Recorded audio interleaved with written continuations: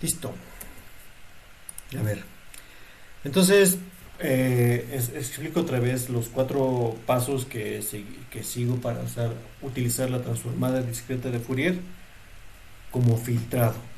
Estoy haciendo con este método justamente lo que haría un sistema de filtrado discreto. Tengo mi señal de entrada XDN, tengo mi sistema de filtro que está especificado por la función de transferencia del sistema que genera una respuesta al impulso del sistema que se llama HDN, y la salida YDN es el resultado de la convolución de la señal de entrada con mi respuesta al impulso del filtro. En el dominio del tiempo eso es lo que sucede. En el dominio de la frecuencia o en el dominio de Z, entonces el proceso de convolución se observa como un proceso de multiplicación entre las transformadas x de e a la j omega, que es la transformada de Fourier, en este caso, de la señal de entrada, con la transformada del sistema o de la respuesta al impulso, que es mi función de transferencia h de e a la j omega.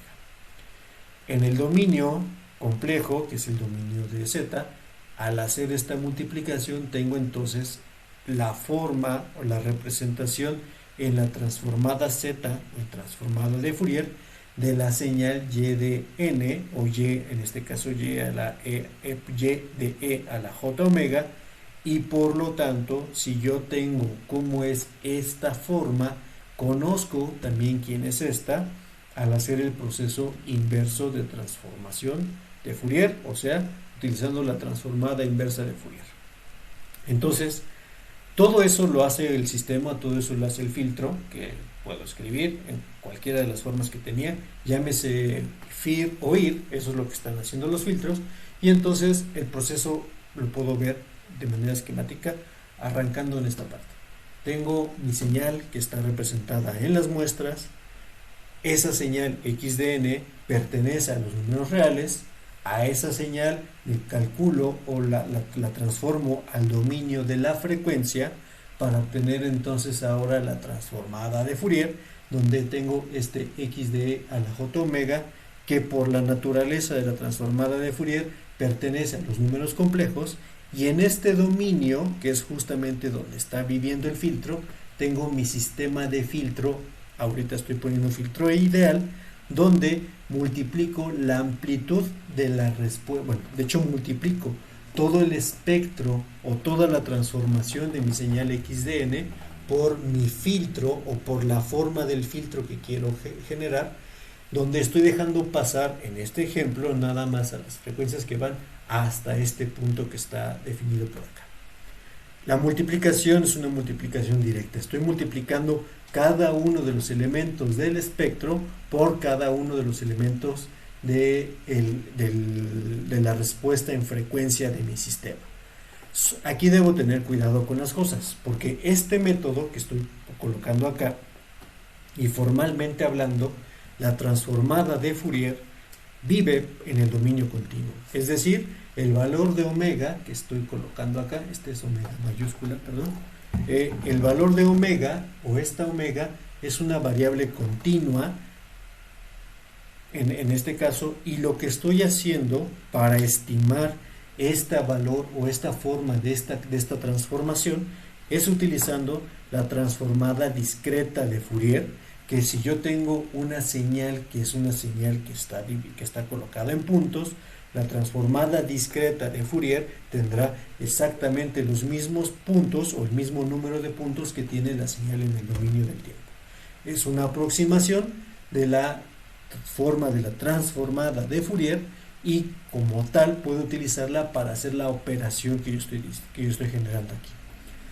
La transformada discreta de Fourier, por eso es TDF, representa a este espectro como un muestreo en frecuencia, justo como lo que habíamos hecho con el otro sistema, que es muestrear en frecuencia, y entonces en este dominio sí puedo multiplicar punto por punto los valores y generar entonces una representación de cómo se vería transformada, de cómo se vería modificada, mejor dicho, para no usar mucho transformada, ¿Cómo se vería modificada la transformada discreta de Fourier que aproxima a la transformada de Fourier de mi señal al ser multiplicada por la respuesta en frecuencia de mi filtro? En este caso, como estoy generando un sistema que es un sistema ideal, entonces este espectro que está aquí lo recorto al tamaño de la respuesta en frecuencia que está ubicada en esta posición. Si existe entonces la transformada de Fourier, existe también entonces la antitransformada de Fourier. Entonces los pasos voy: 1 es la señal, 2 obtengo la transformada de Fourier, 3 multiplico la señal, el espectro de la señal por la función de transferencia de mi filtro, obtengo en este caso a y de e a la j omega, o sea, ya estoy en este punto, y ahora con la transformada inversa de Fourier, que está programada, puedo obtener ahora la forma de cómo se verá mi señal que fue filtrada con este filtro que estoy colocando acá. A diferencia de otro tipo de filtrado, como sería el caso de lo que estaba haciendo para la respuesta en frecuencia, o lo que he estado haciendo con los filtros IR o FIR, en este dominio no tengo ningún tipo de limitaciones. Si yo quiero generar un filtro que sea ideal, es decir, que tenga un filtrado, una pendiente de corte infinita entre estos dos valores, lo puedo hacer. No puedo hacerlo en el dominio continuo o utilizando los valores o las ecuaciones de diferencias, porque para generar ese tipo de filtrado perfecto o ideal tendría una respuesta impulsional infinita y de un sistema anticausal, cosa que no puedo generar en el tiempo real. No puedo generarlo, no puedo tener un sistema que anticipe la entrada de la propia entrada de XDN, y por lo tanto no puedo generar este. En el caso, o en este caso, sí puedo generar un sistema que vaya a ceros y luego vaya con puros unos, pero pago el costo de, como este sistema o como esta forma es una forma que tiene un salto abrupto de aquí para acá, el resultado de la función va a tener incrustada el fenómeno de Gibbs por esta discontinuidad que estoy generando en el espectro. Entonces, en este caso puedo generar la forma de respuesta en frecuencia que yo quiera, diga y mande, y entonces genero la respuesta del sistema. No es implementable en tiempo real, significa que para que yo pueda utilizar este método, necesito tener almacenada toda la señal y no puedo hacerlo en línea. El otro costo que sufro por generar este método que estoy expresando acá es que mientras más puntos tenga de señal, el gasto computacional para generar toda esta estrategia, que son un montón de puntos, ahorita lo veremos, va aumentando en términos de el número de puntos que tengo acá.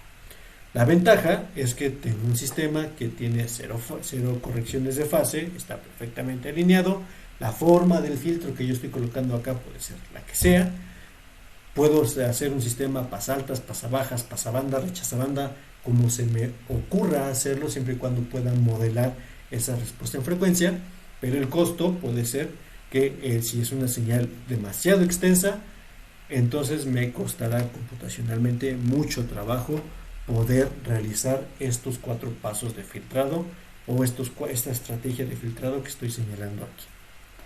Entonces, déjenme cargar aquí mi ejemplo. Aquí lo que ya siempre hago es cargar el módulo NumPy y agregar mi carpeta de Drive al servidor para que pueda leer los archivos que tengo guardados en mi carpeta de Drive. Y lo que estoy cargando acá es esa señal DSG que he estado utilizando para poder explicar todo el proceso de filtrado. Entonces, la señal DSG es esa que tenemos aquí. Estoy mostrando 5 segundos de señal. La señal DSG, dejen poner los datos por acá.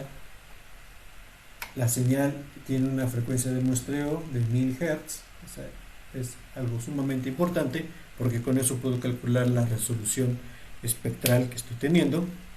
Y bueno, es una señal DSG, es básicamente lo que necesito. Entonces, para que este método funcione, dadas las condiciones que tengo de los módulos NumPy, necesito tener un número impar de puntos. Por eso es que corto los primeros 3 segundos de señal o los primeros 3.001 segundos de señal, como dice ahí en el texto, y sobre esos 3001 puntos voy a empezar a calcular todas las partes que he dicho hasta ahorita. Entonces, lo primero, bueno, lo segundo, ya tengo la señal, lo segundo que tengo que hacer es calcular los coeficientes de la serie de Fourier, que en NumPy se escriben así, bueno, la transformada rápida de Fourier se escribe así: np.fft.fft de x, donde x es mi señal, que pertenece a los reales, me generará este vector que es x de e a la j omega, y aquí es importante lo que está diciendo el texto que había escrito anteriormente. El índice 0 corresponde a la frecuencia 0 y NumPy, o la implementación de NumPy, me entrega los valores de frecuencia o la estimación de Fourier que van desde 0 hasta el valor de 2pi. Tengo que tener cuidado con eso porque todo este desarrollo se basa en tener un espectro que sea simétrico. Si el espectro no es simétrico, entonces cuando regrese al dominio del tiempo, lo que voy a obtener es una señal que sea una señal compleja, y no es el caso. Necesito que y de n pertenezca a los números reales. Eso es fundamental porque es una señal en el tiempo, entonces debe ser una señal en el tiempo.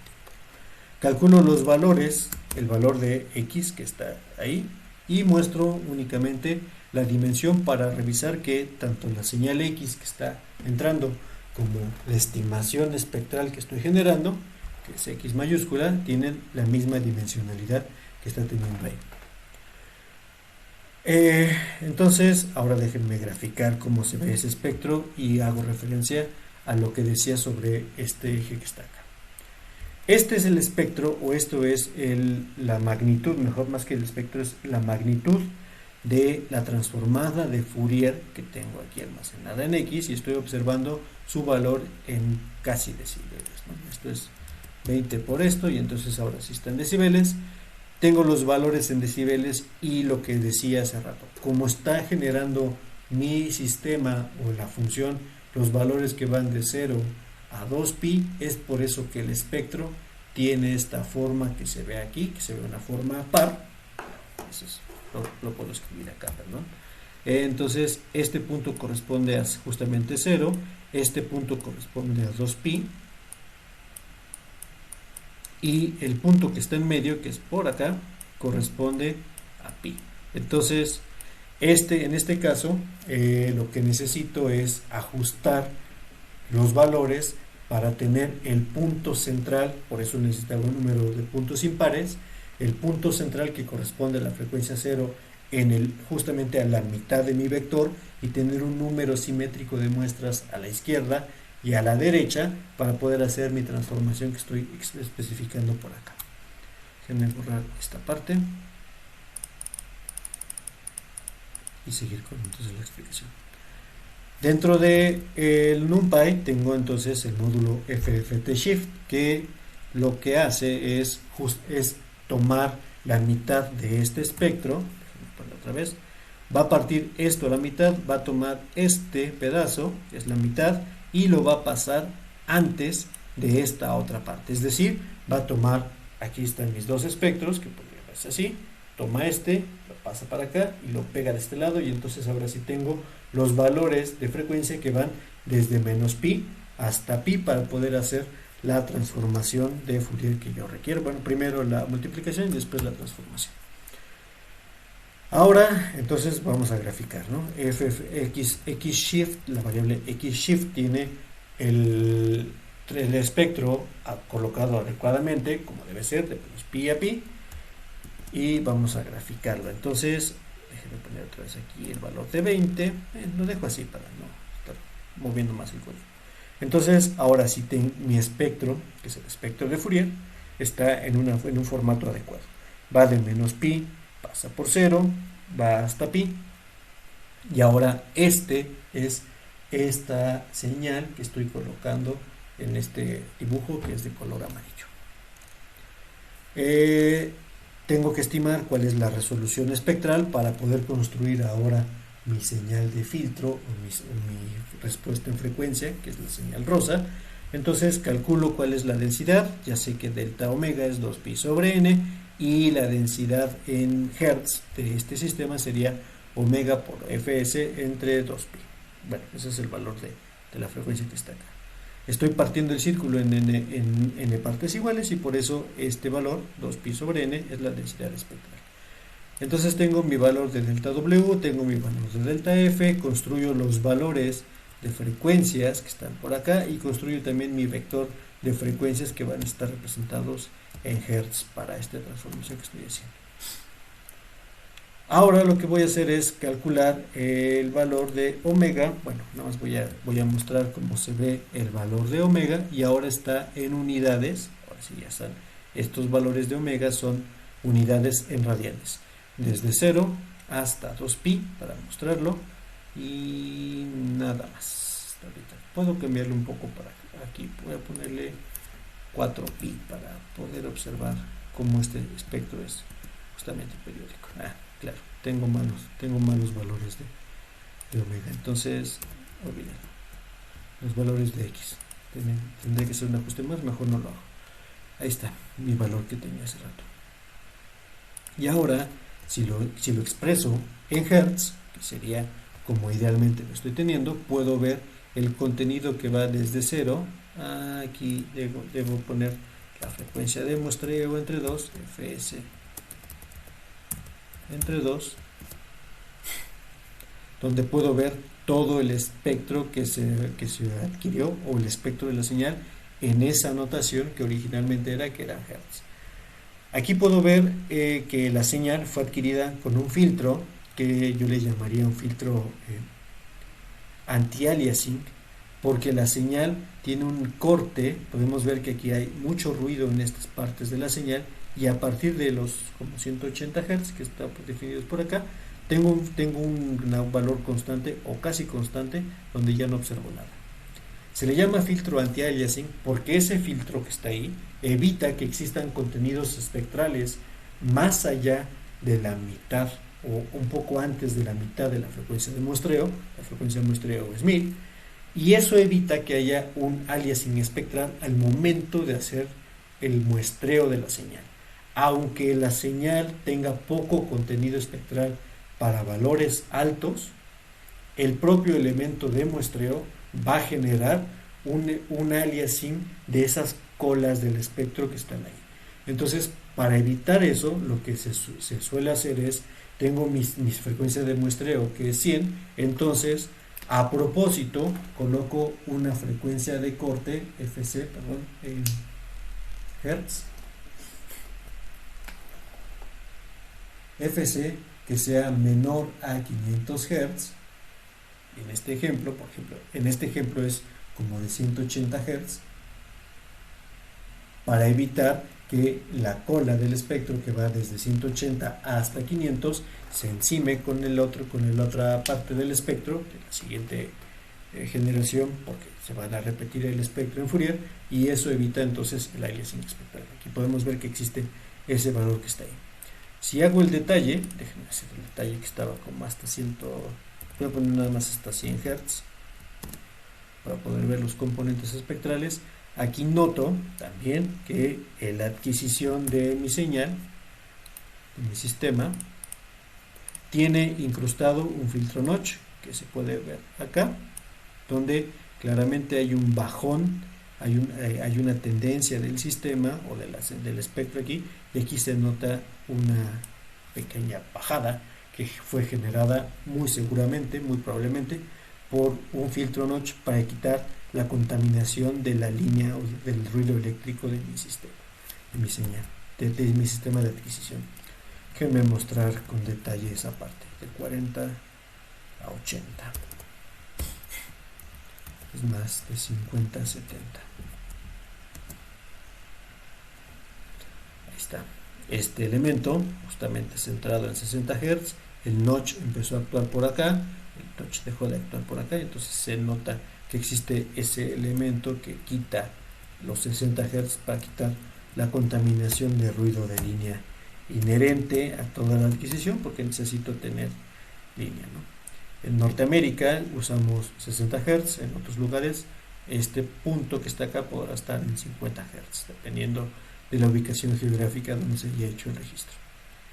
Ahora sí vamos a hacer el filtrado, ¿no? Entonces voy a hacer un filtrado pasabajas, porque ya sabemos que a partir del pasabajas puedo hacer todos los demás.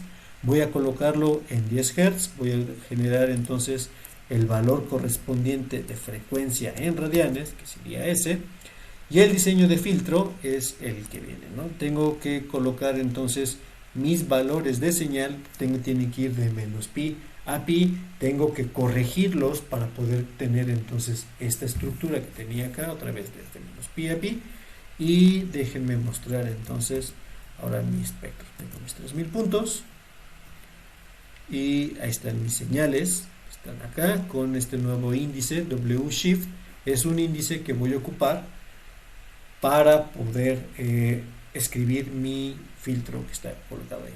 Que W Shift lo que tiene, déjenme ponerlo por acá, lo que tiene es los valores de omega que van desde 0 hasta el último punto entre 2 más 1, y entonces coloco los valores de menos ese valor hasta el valor siguiente, por eso estoy concatenando esos puntos que están acá.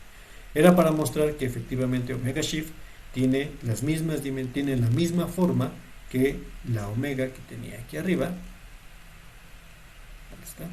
Estos valores que están acá, o sea, hacen ahora sentido con esta gráfica que está ubicada en este lado. Y ahora voy a diseñar mi filtro ideal. Es un filtro ideal donde tengo el valor de 1 si el valor de omega, el absoluto de omega es menor a una frecuencia de corte, y para eso lo que hago es encontrar cuál es ese valor de frecuencia de corte. A esa tengo una H que son puros ceros, y a todos los índices donde están esos valores le pongo el valor de 1. Entonces ahí está. Ahora ya voy a hacer esta parte. Construí estoy construyendo el valor de mi respuesta en frecuencia y los grafico entre los dos de aquí.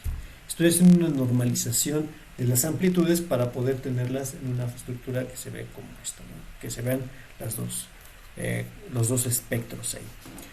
Por eso estoy graficando acá entre el absoluto de X-Shift, que es justamente esta forma, que es el absoluto de este espectro, y en el otro lado estoy graficando simplemente el valor de H.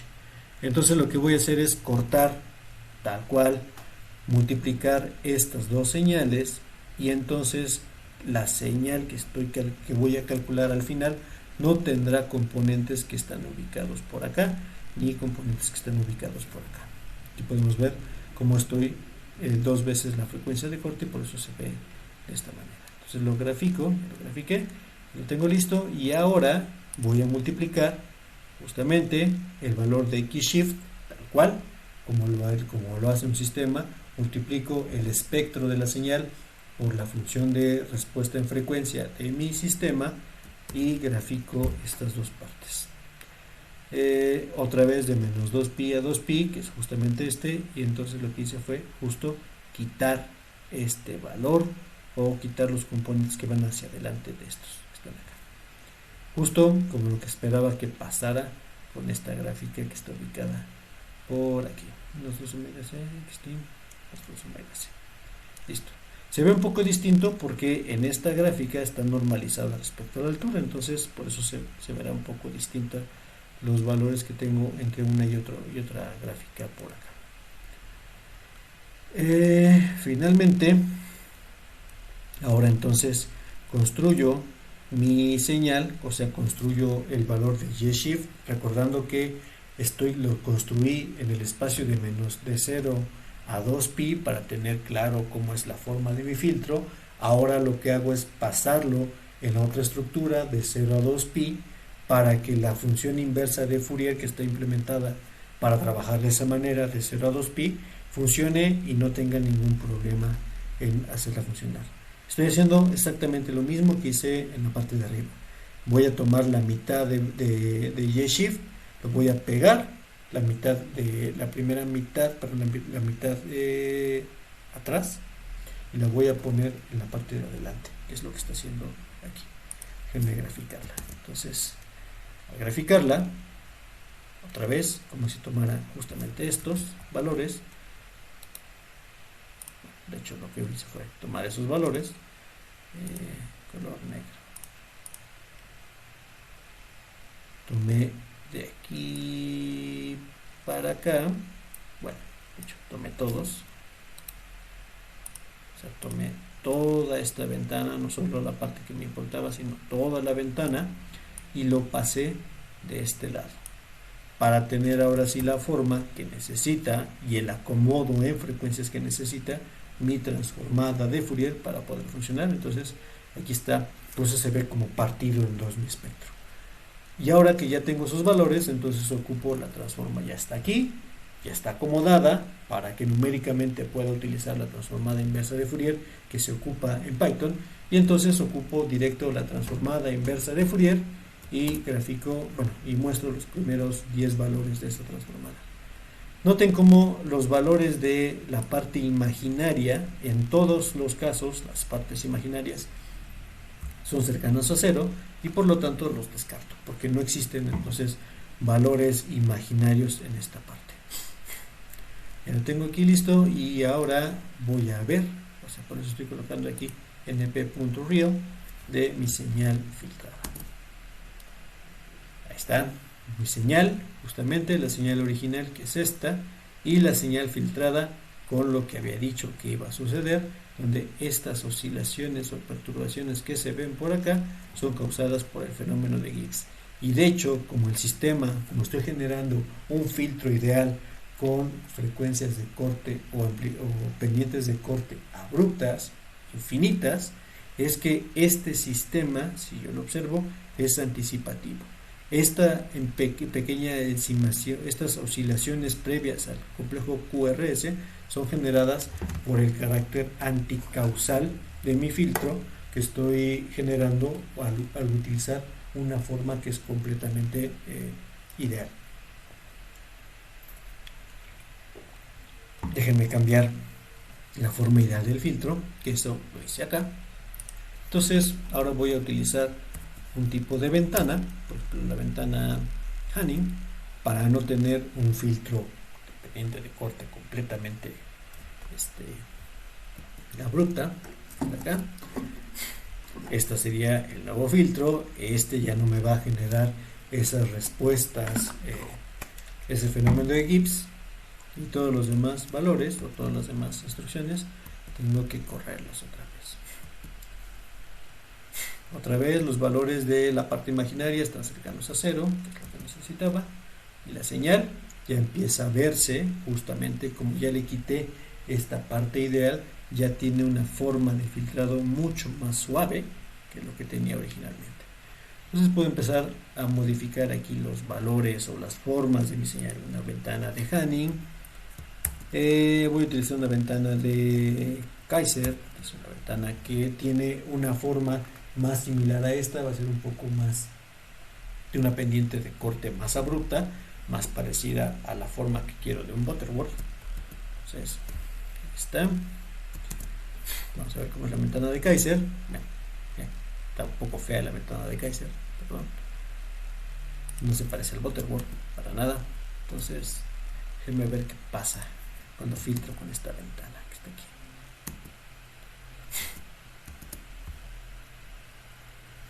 Sigue sin haber ese fenómeno de Gibbs que estaba originalmente acá, y voy a poner un butterworth porque pues el butterworth es el filtro más noble que puede uno encontrar en la vida. Entonces aquí tengo mi implementación de un butterworth directamente con la ecuación de butterworth. Entonces el valor es 1 entre 1 más el valor de omega shift sobre omega c, y estoy poniendo aquí un orden de 10. Lo que quiero es la forma del butterworth, no es el butterworth. Y no me importa que sea orden 10, no importa que sea con una pendiente de corte muy abrupta. Esta forma ya no tiene discontinuidades. Aquí lo podemos ver por acá, como los puntos que están acá son los valores de cada uno de los elementos del butterworth. Filtro, filtro, filtro, filtro para las evaluaciones, y ahora sí muestro la salida de mi butterworth. Como ya tengo un poco más parecido a a este monigote, pues entonces se parece más y tengo ahí entonces componentes que hacen que oscile el filtro y que se vean como componentes que podrían considerarse como anticausales para generar mi filtrado.